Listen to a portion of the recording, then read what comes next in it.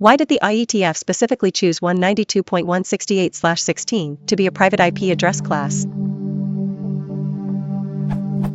Why did the Internet Engineering Task Force, Ietf, choose 192.168/16 to be a private IP address class and not something else?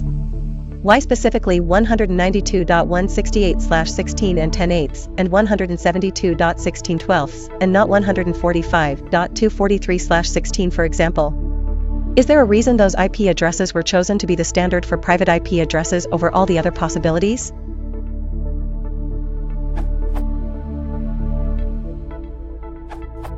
I know who chose these address ranges. Unfortunately, he is dead, so I cannot ask him exactly why he chose them, but I can make some well-informed guesses. There isn't much online dating prior to the mid-1990s, when the internet really started to take off. What history of the internet exists is mostly in the RFCs which define it, which date back to 1969, at the start of the ARPANET. Through them you can watch the internet progress from a fledgling network of a few primitive mainframes, being designed by some of the most brilliant minds of the time, to the network we can hardly imagine living without today.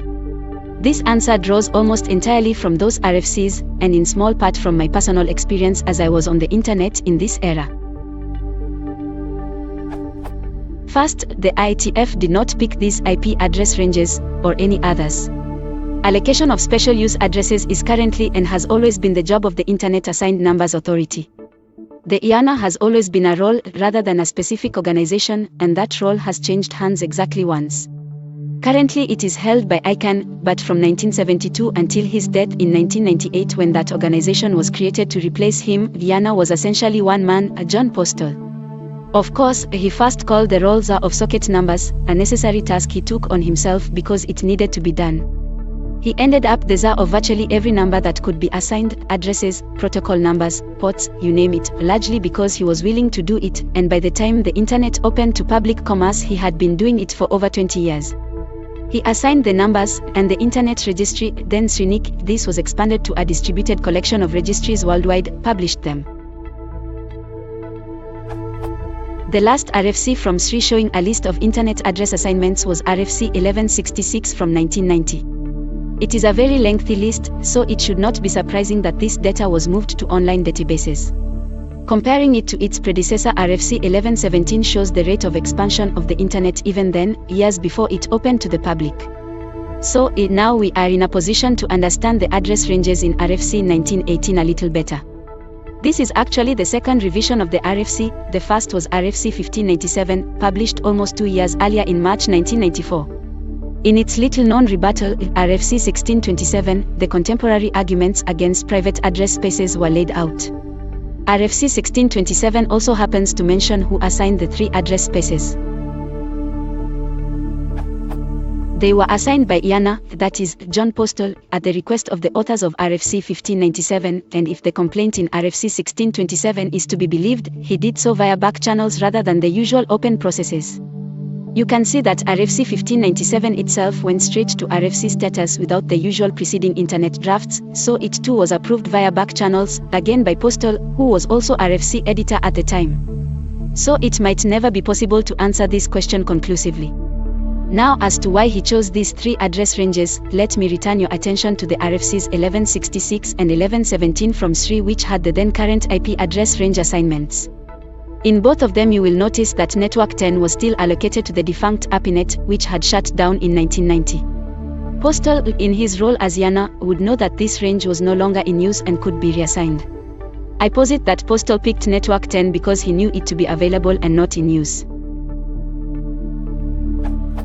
Similarly, I expect Postel picked 192.168 because, at the time he made the choice, it was the next available, or nearly the next available, network to be assigned from the former Class C space. This probably can't be proved one way or the other, but the pace of address assignments shown in the RFCs strongly suggests that they would have been in this general vicinity around 1993 to 1994 when the assignments were made. Addresses in 192.159 were being assigned in 1992, no dates are available for assignments in 192.160 to 192.167 as these were at some point reallocated to RIPE. Answering this question for 172.16 to 172.31 is more difficult. Nothing I could find suggests why this range was selected. Assignments in the former Class B space had not gotten nearly that high yet, as far as I can discover. I can only speculate that Ietf threw a dart at a dartboard, rolled dice, or otherwise pulled the number out of his nether regions. Finally, a note about John Postel.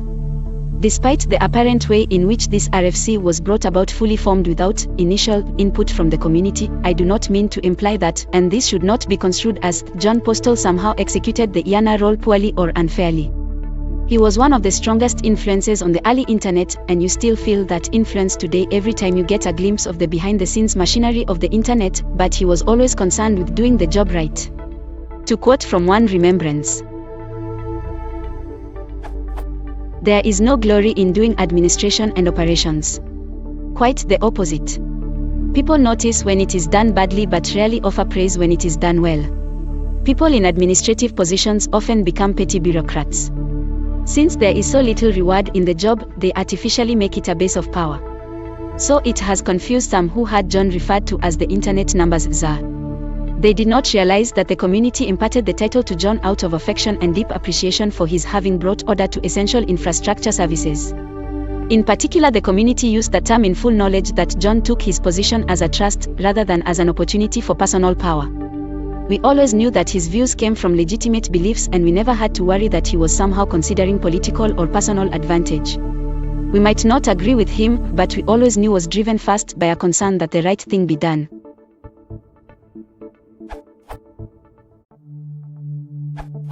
Because it made sense at the time. D. Remember, back when the private IP address ranges were assigned, there were several issues network engineers had to contend with. Some of the most powerful routers at the time had about as much CPU power and RAM storage as today's pocket graphing calculators, and some of the ones today still run circles around yesteryear's routers. I remember when CPU speed was measured in kilohertz and RAM storage was measured in kilobytes, not the giga*s like they are today. The internet was growing quickly, the IPv4 address space was limited, and looking like it was going to run out by year 2000 or so, etc. Thus, many IP address ranges were already assigned, and they didn't want to have to ask companies to give back the IP address ranges just so they could reassign them to private ranges. They also wanted to try to make it as easy as possible for companies to work with the private ranges. Few companies would have cooperated if they had to invest a lot of money into making their networks cope with 1 or 2 dozen ranges/IP addresses here and there. This part is admittedly guesswork on my part, but based largely on both logic and experience in setting up networks. They probably gathered together a listing of all unassigned network numbers and looked for a distinguishing pattern that met with the desired criteria. One single Class A network numbers which have a high bit of 0x times x times x times x binary in the network number were Class A, 16 Class B network numbers 10xxxxxx binary, and 256 Class C network numbers 110xxxx binary addresses.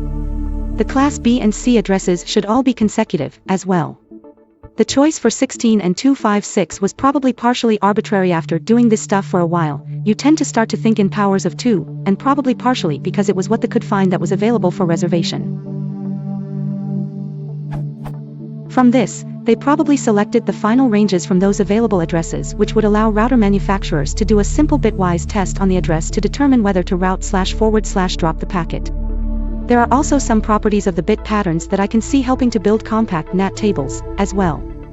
The 10.x.y.z address is obvious, since it only has to match one network number. The 172.16.y.z to 172.32.y.z has the pattern that if you build a table with the low order 4 bits cross-referencing the high order 4 bits, the entire range fills across one single row of the table, without splitting into 2 rows. That is, the second octet is always 0001xxxx, binary. In 192.168.y.z, the binary for 168 is 10101000, that is, the lower 3 bits are always 0, and the higher 5 bits alternate 1 and 0. While these may appear arbitrary, if you've ever done any machine language programming or microcode decoding, these kind of patterns allow you to test only a few bits to make a private/public determination without having to decode the entire IP address first. This would allow routers to process such addresses quickly without having to maintain extensive lookup tables in memory. Thus, the router could push a private network packet back out to the private network without fully decoding it first, shaving precious clock cycles off the speed of the router and network. If you're curious, look into how serial data transmission, like a UART, handles each byte of data. It can only send/receive one single bit at a time, at the speed of the controlling clock, and usually frames the data in additional bits such as parity and sync bits. It would be too time-consuming to try to calculate things like parity on a whole byte at once, so instead, it maintains a special bit that each clock cycle. That bit gets modified by the next bit that gets shifted in/out of the send/receive register. As soon as the entire byte is sent/received, the value left in the parity bit is already correct without having to recalculate it. The concept is more or less, do the work at the same time as you're doing something else. In the case of a serial chip, it's calculating parity at the same time that it's sending/receiving. For a router/switch, you can get higher performance if it's already decoding the IP address as each bit of the address comes in from the wire, and possibly already knows where to send the packet next before it's even finished being read in from the network cable. Also, this is just logic/guesswork on my part, based on 25 years of doing this kind of work. I don't know if we'll ever know the exact reasons behind the final numbers chosen, as I don't recall any papers/RFC/etc. ever giving the full rationale. The closest I've seen are just some comments suggesting the chosen ranges should make it relatively easy and efficient for companies to use them with minimal effort/investment/re-engineering.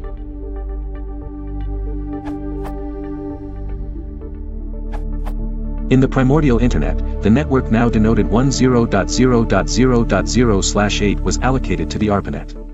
By the time the Ietf and IANA got around to assigning private address ranges, ARPANET was defunct, and its former address space was available for private use. The other two ranges made Class B and Class C networks available for private IPS, in addition to aforementioned Class A.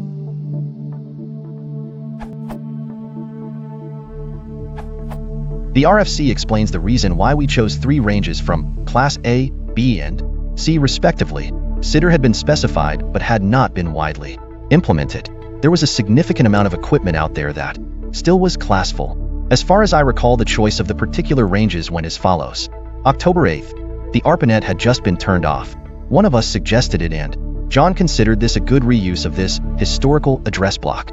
We also suspected that Net 10 might have been hard-coded in some places, so reusing it for private address space, rather than in inter-as routing, might have the slight advantage of keeping such silliness local. 172.16/12, the lowest unallocated/12 in Class B space. 192.168/16, the lowest unallocated/16 in Class C block 192/8. In summary, IANA allocated this space just as it would have for any other purpose. As the IANA, John was very consistent unless there was a really good reason to be creative. Daniel, co-author of RFC 1918. Because 192 starts with 11 x times x times x times in binary, indicating a Class C network. It is the lowest number that starts with two consecutive ones. Class A's have 0 as their highest order bits, and Class B's have 10. RFC 1918, which defines the private IP ranges, does not clarify on this point, so there is no definitive answer on why they chose 0.168 for the 16-bit block, but I posit that this was because the RFC was not released until 1996, after a huge number of registrations had already taken place. Because 192 is the first 8-bit block in the Class C allocations, it's likely that many of the addresses were already taken. 168 may have been the first available. Also keep in mind, some of these choices are arbitrary. Note that the RFC 1918 Class B range is 172.16 to 172.31.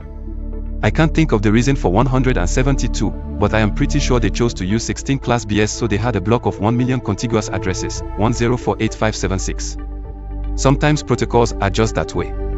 Someone had to make a choice, and they made it.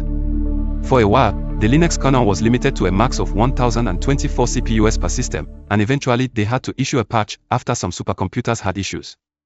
Whoever decided to use 1024 probably had no good reason to do so other than that he needed a value, and 1024 is nice and round.